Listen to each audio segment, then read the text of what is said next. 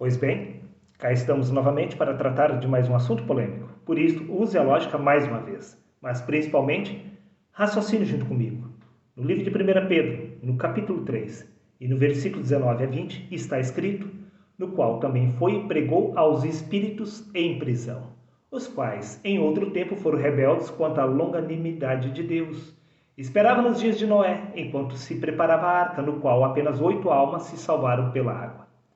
Diz o sistema religioso que apenas 8 seres humanos foram salvos na geração de Noé. Mas veja bem, isto não é verdade, meu amigo. Quer que eu prove que há um equívoco por parte do sistema religioso ao interpretar o texto segundo a carne e não segundo o Espírito? Sim, é claro que eu irei fazer. Veja. Repito, livro de 1 Pedro, capítulo 3, versículo 19, está escrito, no qual também foi e pregou aos espíritos em prisão.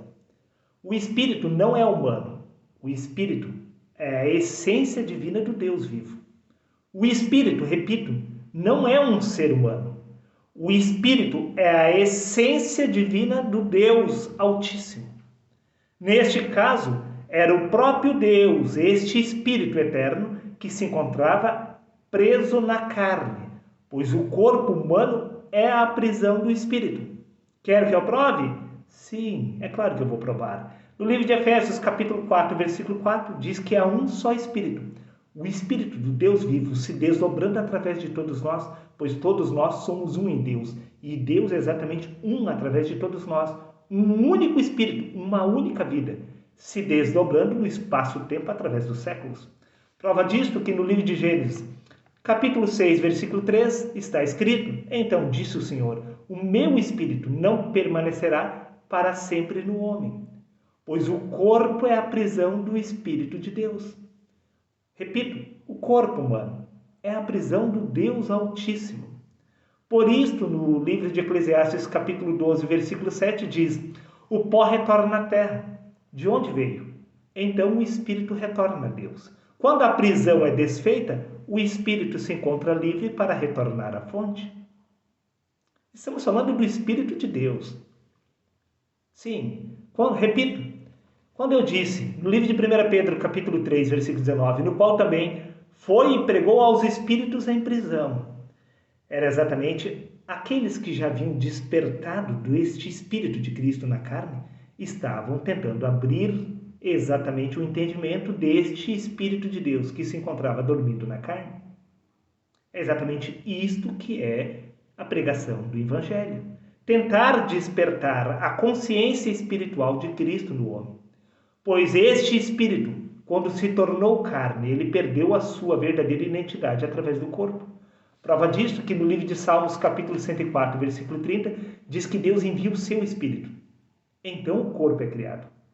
O corpo, repito, é a manifestação visível do Espírito de Deus neste lugar. O único problema é que quando o Espírito, que é o Verbo, quando ele se torna carne, ele perde a sua identidade espiritual através do corpo e passa a estar aprisionado no corpo, aguardando o despertar deste Espírito na carne. Por isso, disse Jesus no Evangelho de João, capítulo 3, versículos 6 e 7, necessário vos é nascer de novo. O que é nascido da carne é apenas carne. O Espírito, quando ele se tornou carne, ele se tornou apenas carne, aguardando-se então a necessidade do novo nascimento, que é o despertar do Espírito de Cristo no homem. Quando o Espírito desperta na carne, ele está livre para retornar à fonte. Por isso que no Evangelho de João, capítulo 16, versículos 28, disse Cristo, eu vim do Pai e entrei no mundo. Outra vez deixo o mundo e retorno para o Pai. É sempre o mesmo Espírito de Cristo. Deus envia o seu Espírito, o Espírito de Cristo. Então um corpo é criado. Então, a partir deste momento, Deus passa a ter uma experiência inconsciente através da carne. Por isso que no livro de 1 Pedro, capítulo 1, versículo 11, diz que o Espírito de Cristo que estava nos profetas, assim como esteve no homem Jesus, assim como se encontra exatamente neste momento com você.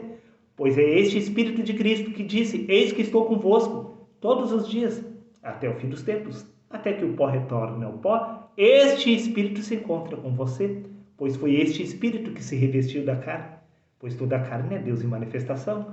Para encerrar, o livro de 1 Pedro, capítulo 2, versículos 24, disse Pedro, ele tomou sobre si todos os nossos pecados.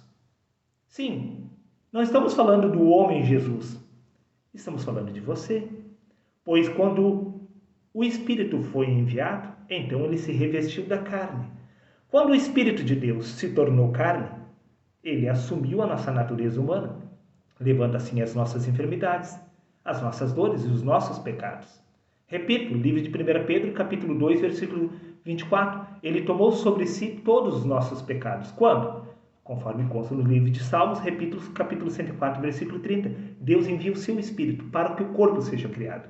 Quando o Espírito se reveste da carne, ele passa a assumir a nossa natureza. E desta forma, ele passa a levar os nossos pecados, as nossas dores. Pois é o Espírito de Deus que está tendo uma experiência inconsciente através do corpo.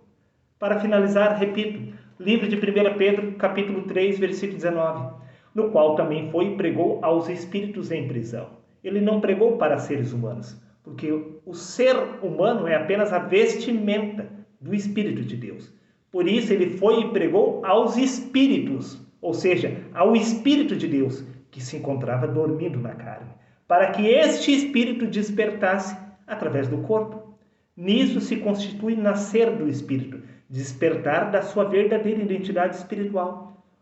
Pois você é Deus em manifestação, e não apenas um corpo que irá retornar ao pó da terra. Desperta, tu que dormes. Até o próximo vídeo.